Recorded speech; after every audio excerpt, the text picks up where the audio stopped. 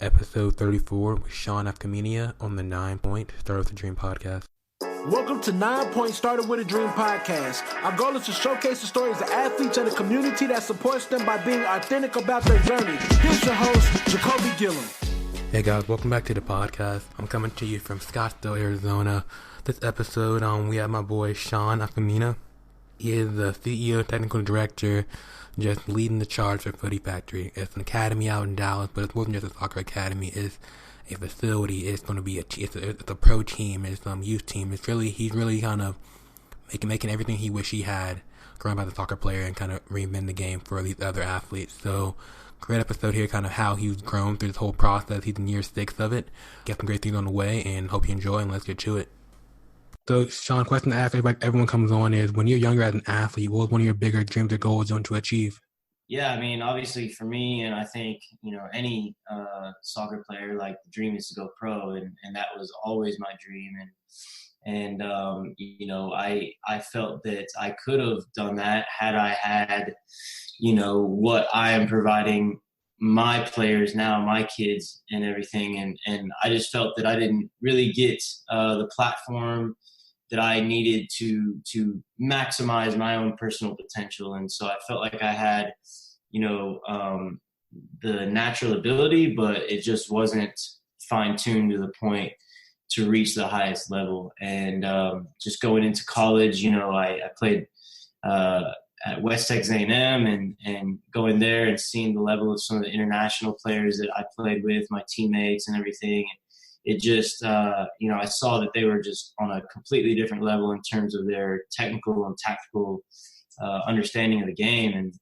And I just felt that there was a huge hole that was missing here in the youth soccer landscape in Dallas and really across the country. And, kind of decided at that point it was pretty much too late for me, so I figured I might as well try and make a difference and help the next generation coming through reach their goals. So now for me, my dream is to coach at the highest level. I want to be a professional manager, and I have all the time in the world to do that.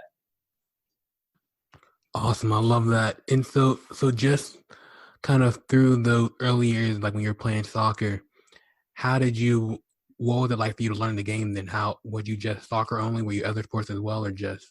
Yeah, I played all sports growing up. I felt like I was a pretty well-rounded athlete, just had the natural ability to just pick up anything and be pretty good at it. Obviously, as I got a little bit older, then, with my body type and everything, I figured out what sports I would have the best chance to succeed at. And so about probably about 7th or 8th grade is whenever I started focusing solely on soccer.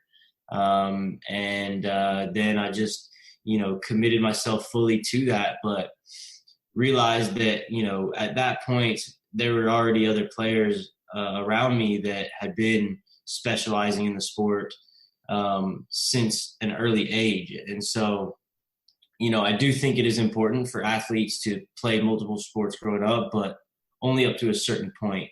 It's obviously important to develop that overall athleticism in a player, in any athlete, but at some point they really need to make sure that they're spending all their time and energy learning the ins and outs of their specific sport that they want to focus on, especially for a sport like soccer. It's not an athleticism-based sport. It's a very technical sport. And, without the proper training, you miss out on a lot of the details that you need to, maximize your potential. So as you kind of got to college, you kind of started realizing this. When did you get the idea for the business and for Footy? Yeah, it was my senior year in college. I was taking a business management course, and our final project for that course was just to develop a fictitious business plan. And I already had this idea for Footy Factory, which started as just a soccer-specific training facility. Because every time I would come back home from college, I was always looking for places where, I could train, but I could also play. And there just really wasn't anything like it. And, I'd have to go to one place to get my physical training in, then somewhere else to actually get my technical training, and then somewhere else to, play and get those minutes in. And so I just felt that there was a need for a place where you can do everything all in one. And so that's where the idea started. And then coming out of school, I, thought that the best way to set myself down that path was to be managing a local indoor facility to just kind of learn the trade and get my foot in the door there. But quickly realized that it wasn't for me. Like, I didn't really want to be in that industry, and I wanted to be more hands-on on the soccer side of it. And so then just decided to start building Footy Factory from the ground up and build the substance to eventually go inside of the facility. So the last 5 years, it's just been building out the structure for the entire academy. So there's like a lot of athletes that kind of want to, become coaches. They want to own their own facilities. What would be like your advice on them to kind of figure out how to take that journey or how to take that leap? Yeah, just start small. Obviously you need to have the end goal in mind, and you need to have big dreams and goals, but don't bite off more than you could chew. Like, be smart, keep your expenses as low as possible, and just make sure you're able to survive off of what you're doing, because you got to dedicate yourself fully to it. And if you're not all into it, then you're just going to be spinning your wheels and not really going anywhere. So I definitely think it's important to start small and build slowly. So that way, it's actually real and sustainable. Obviously a lot of people will go in with funding, and that's one way of doing it. But I just think that building from the ground up is the only real way to do it. Awesome. So with you, so how many years are you into it now? We're entering year 6, so we just completed our 5th year in business. Oh wow, man, that's awesome. Yeah. So as you kind of look at it from where you first started to where you are today, what would you say is like the biggest lesson you've learned so far? There's been so many lessons along the way. I don't know if I could just narrow it down to one, but the biggest thing is just don't let other people dictate your actions. Like, if you believe in something, if you know that what you're doing is right, then put your head down and get to work and just keep pushing forward until your vision comes alive. That's a good one right there. That's real good. So as you continue to grow, so you started out with just kind of youth, right? So just kind of youth training. Yeah. So how have you developed more as the years come? How has the vision kind of expanded? Yeah. So it's obviously important to have that end goal in mind. So for us, that end goal is to have our own facility. We have camps, training programs, leagues, tournaments that we run year round, and that's really the meat of our business. And then that feeds into our youth academy team. So we want to have at the moment we have 6 youth teams, all on the boys side. But eventually we want to have that filled out, both boys and girls, from U6 all the way through U18. And then that will then feed into our professional sides for both men's and women's. And so, that's our end goal. And the way that we started was just me training a few kids one-on-one. When we registered the business, I just picked up a few kids that I was coaching at a local high school and just started working with them one-on-one. After, a few months, we moved into a facility and were able to, get a revenue share type of deal going with them, because we weren't in a position to pay a flat rent. So, getting a deal like that was important to just kind of get our feet off the ground. And then from there started organizing some proper training classes. And so we had different age groups forming. Then I had a few coaches come on to help me, so it wasn't just me anymore. And then from there, we started organizing different programs and different classes. So Then we eventually started putting camps together and small-sided futsal teams. And then by year 3, year 4, I think, we organized our first official outdoor academy team. And then that first year we had 2 teams. And then the next year we grew to 5. And now we have 6 at the moment. This is our second full year with those outdoor academy teams. And next year we fully expect to have over 10. And we have our professional side starting up this spring as well. So like I said, it's just baby steps every day, just adding bits and pieces to round out the structure, and just always keeping that end goal in mind, and not letting, not getting distracted by other things. It's very easy sometimes, I think, to get pulled in different directions based on, maybe where it would be more profitable. But for us, we've always just kept that final destination in sight, and not let money pull us in different directions. And that's very hard to do, considering we don't have money to work with. And so that's the biggest thing, is just staying disciplined and staying on your path. So going back to the money thing, right? So, money is kind of how you keep life going, X, Y, Z. So when you were starting out and you're kind of trying to figure out, how do I fund this? How do I make sure, I can eat a little bit too, right? How'd you go about that? How'd you kind of go about figuring out that part? Well, obviously you need to know exactly what it costs for you to live. Like, you need to have your budgets in order, both on the business side and on the personal side. And I had to, I went through several learning lessons, just kind of getting personal and business expenses mixed together and kind of muddying the waters a little bit there. But once I got that in order, then, figuring out exactly what I needed to make personally to just pay my expenses, rent, food, car payment, whatever, just, personal bills there. Then once I figured that out, I would pay myself only the amount that I needed to survive. And so I literally did not have any extra funds to do anything fun. It was just about taking care of business and moving forward. And then obviously, once you have that in order and the business expenses in order, then you can start to grow and build up a little bit of a profit margin. And now we're at a point where, I've only been paying myself what I needed to live for the past, 3-4 years.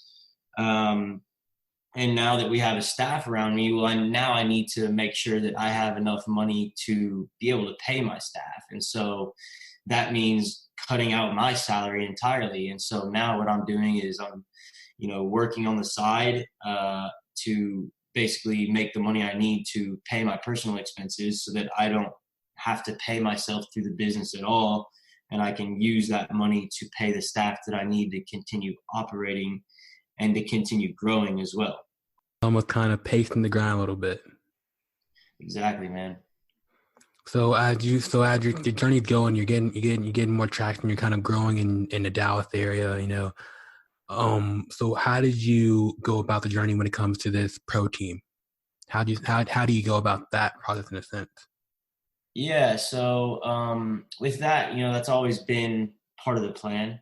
I kind of figured it would be kind of the last piece that we would put in place after we've completed the rest of the structure. But, there's some new leagues popping up around the U.S., and we found one called the UPSL that provided us an opportunity to maybe put that plan in place a lot sooner than we expected. And so the startup costs with it were pretty small, and we felt it was the right time to make that move because of the traction that the league was getting.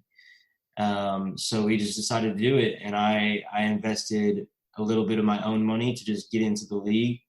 And now it's just about figuring it out as we go. And so there's obviously going to be a lot of overhead that comes with it. And right now we're just kind of trying to put all the pieces in place. We have 2 months till the season starts.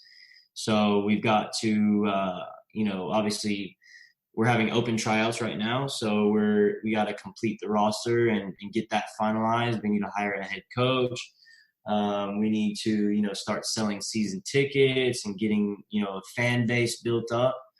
And then obviously we also need to go and generate some sponsorships as well. And so what we've done with our situation is a little bit different, because a lot of the pro teams that are popping up are just, the way that they are trying to build their fan base is just through the community. And that works, I guess, to a certain extent. But with us, we already have our youth academy in place. So we already have a brand following. And the way that we're going to build our fan base is through our youth academy. And so we're running a contest right now, actually, with all of our youth players to see who can sell the most season tickets before the season starts. And so we just kind of created a little sales force through them. And we're confident that we'll be able to, establish a strong fan base right away in the first season. And then as our youth academy continues to grow, our fan base for the professional team will continue to grow as well. And then sponsorships are going to be key too. So we just landed our first official sponsorship this week, actually yesterday. So that's exciting. And now it's just about going and getting some more and continuing that momentum. So when it comes to sponsors right now, are you looking for more monetary value? You're looking for equipment? What are you looking for sponsor-wise? Yeah, that's a good question. Obviously the monetary side of it is important. We have to be able to generate revenue through sponsorships, because eventually we want to create a free youth academy. But obviously there are expenses that come with running our youth academy teams. So we can't just make it free. We have to be able to supplement it with revenue that is coming from a different source. And so generating that sponsorship money is crucial. So we definitely need to do that. But at the same time, we want to bring in sponsors or attract sponsors that also bring value to our organization through, whether it's a product or service that they offer, or whether it's just a big brand name that will attract attention. So, we're looking at industries in the health and wellness realm. Right now we're partnered with a physical therapist, so that covers like the injury prevention and strength and conditioning side of what we do. We also need to, partner up with nutrition companies, whether that's, Smoothie Factory or Smoothie King, or, just any water company or other sports drinks, that kind of thing. Whether it's actual nutritionists or a restaurant that sells healthy food. And then, obviously then, so we have the injury prevention side. Well, we also need the recovery side of it as well. So, we're looking at different cryotherapy studios and yoga studios and things like that actually add value to what we're doing. And kind of just brings everything full circle and allows us to maximize each player's potential. So when it comes to that, then what's the best way people kind of reach out to you when it comes to sponsorships? Yeah, you can reach out to me via email. My email is Sean, SEAN, at footyfactory.us, and that's FOOTY factory.us. Our website is www.footyfactory.us, and then you can follow us on social. We have social accounts for both Footy Factory as a whole and then FF Premier as well, our professional team. So you can find those tags on our website as well. Awesome. So one last question for you, Sean. So if there's a parent listening right now, why should they have, in Dallas there, why should they have their athlete come to Footy Factory over any other academy in Dallas? Well, there's a lot of answers that I can give for that. What we're doing is completely different from the structure of any other organization, any other competition that we have. But the main thing is we are going to provide a platform for kids of all socioeconomic backgrounds to develop to their maximum potential and actually give them a real chance to reach the highest level through our professional setup as well.